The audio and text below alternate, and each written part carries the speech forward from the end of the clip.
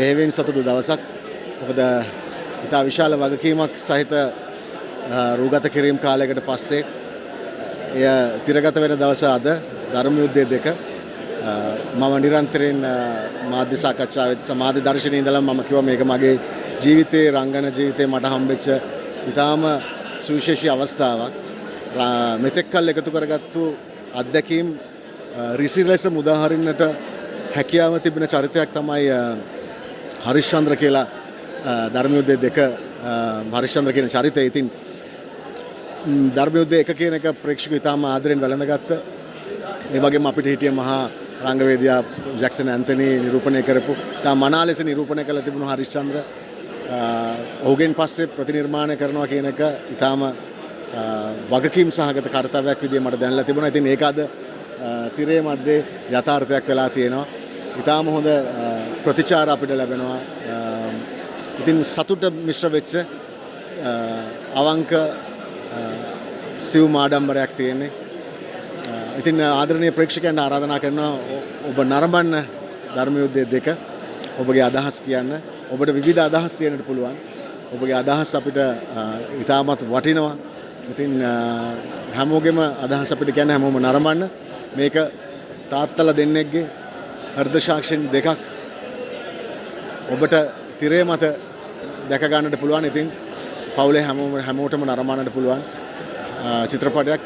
මේ සිනමා අත්දැකීම විඳ ගන්න කියලා ඉතාම ගෞරවයෙන් ආරාධනා කරනවා. එතකොට එක කියන්නේ ලංකාවේ වගේම ලෝකයේ අනිත් හදපු චිත්‍රපටි ඔක්කොම බ්ලොක්බස්ටර් චිත්‍රපටියක් බවට පත් වුණා. ඒ කියන්නේ මේ වෙනකොටත් මේ චිත්‍රපටියට ලංකාවේ ඉහළ ප්‍රේක්ෂකයන් ටිකක් නරඹලා රස විඳලා ඇඟේම තියෙන චිත්‍රපටියක්.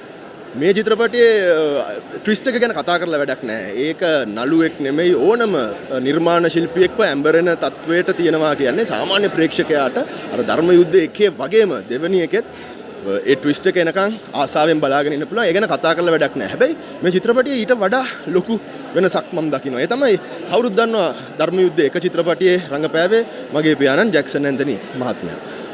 අප්පච්චිගේ අඩුව පුරවන්න ලංකාවෙන් හොඳම නළුවෙක් තෝරනකොට විමල් ජයකොඩි මහත්මයාව ධර්ම යුද්ධයේ 2කට කාස්ට් වෙනවා. මං හිතන්නේ විමල් ජයකොඩි මහත්මයා ජැක්සන් ඇන්තනිට එදා සිට මේ වෙනකන් හැමෝම ගෞරව දෙන්න උත්සාහ කරා. අප්පච්චිට දෙන්න පුළුවන් හොඳම ගෞරවය ධර්ම යුද්ධයේ චිත්‍රපටයේ මේ චරිතයට පණ පෙවීම තුලින් ලබා දීලා තියෙනවා කියන එක මම වගකීමෙන් කියනවා.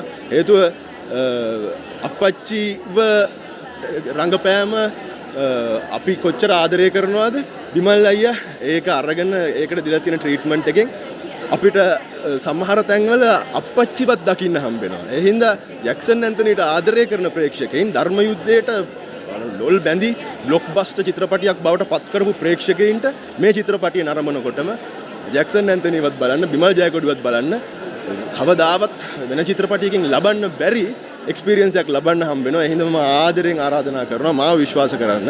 ධර්ම යුද්ධය 2 බලන්න. ඒ චිත්‍රපටියට ආදරය කරන අයට මේ චිත්‍රපටියේ තියෙන මහා ට්විස්ට් එකත් සමගම අප්පච්චිවත් දකින්න හම්බ වෙනවා. බිමල් අයියා ඉතා හොඳින් ඒක කරලා තියෙනවා. ඒ වගේම මේ වකවානුවේම තියෙන දෙයක් තමයි විලන් වත් බලන්න ප්‍රේක්ෂකයින් එනවා. විලන්ලා හොඳට රඟපානවා. ඇනිමල් චිත්‍රපටිය බොබි ඩියෝ, ඒතකොට දුරන්දර් චිත්‍රපටිය අක්ෂය කන්නා. ඒ වගේ පුෂ්පා එකේ පොලිස් කාර්යය මේකෙත් පොලිස් කාර්යයක් ඉන්නවලු. තින් අෂාන් ඩයස් විශ්ව කියන පොලිස් නිලධාරියා. ඒ කියන්නේ ප්‍රේක්ෂකයාට හීරෝට වගේම විලන්ටත් ආසා කරගෙන මේ චිත්‍රපටිය බලන්න පුළුවන් වෙනවා. අනිවාර්යයෙන්ම එකපාරක් බලපු කෙනෙක් මම කියපු එක කියනවා අනිවාර්යයෙන්ම හීරෝවයි විලන්වයි දෙන්නම බලන්න ජැක්සන් ඇන්තනිවත් විඳින්න හම්බ වෙන චිත්‍රපටියක් නිර්මාණය වෙලා තියෙනවා. මම හිතනවා ආයේ කවදාවත් ඒ චිත්‍රපටි මේ වගේ චිත්‍රපටියක් හැදෙන්නේ නැහැ කියලා. ඒ හින්දා මම ආදරෙන් ආරාධනා කරනවා ධර්ම යුද්ධය 2 නරඹන්න. වෙන චිත්‍රපටියකින් ලබන්න බැරි ආත්මීයව බැඳුණු අප්පච්චිටත් ආදරය කරන ප්‍රේක්ෂකයින්ට වෙනම එක්ස්පීරියන්ස් එකක් ලබන්න හම්බෙනවාමයි. ඒ හින්දා මගේ යෝජනාව ධර්ම යුද්ධය 2 අනිවාර්යෙන් බලන්න. ධර්ම යුද්ධය පාර්ට් 2 බලන්න ආවා. ධර්ම යුද්ධය පාර්ට් 1 බැලුවා. ජැක්සන් ඇන්තනි මහත්මයා රඟපාපු. ඒ වගේම ප්‍රමිතියකින් ඒ ප්‍රමිතිය කඩා ගන්න නැතුව ඒ ආකර්ෂණය කඩා ගන්න නැතුව ඊටත් වඩා හොඳ ප්‍රමිතියකින් ඒ කියන්නේ ලංකාවේ ටෙක්නිෂියන්ලා දාලා ලස්සනට කරලා තියෙන ෆිල්ම් එකක්. මේ ෆිල්ම් එකට මුලින්දලා අභියෝගයක් ආවා. මොකද මේක හින්දි දමිළ භාෂාවලින් නිර්මාණය වෙලා තිබුණා. එහි ඉන්න විශිෂ්ටතම නළුලියන් 6 කරලා. නමුත් ඒ ප්‍රමිතිය තියාගෙන කරන එක ඒ වගේම කරන එක සමහර තැන්වල ඊට වඩා හොඳට කරන එක ලොකු අභියෝගයක්. ඒක ජය අරන් තියෙනවා අරුණ ජයවර්ධන මහත්මයාගේ ධර්ම යුද්ධය 2.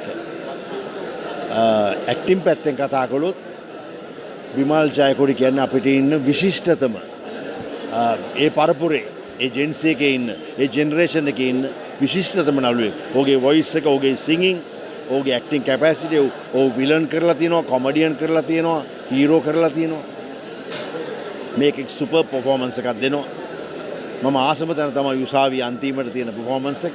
මම ඒ ගැන කිව්වා කතාව කියන්න බෑ. හරිම ලස්සනයි.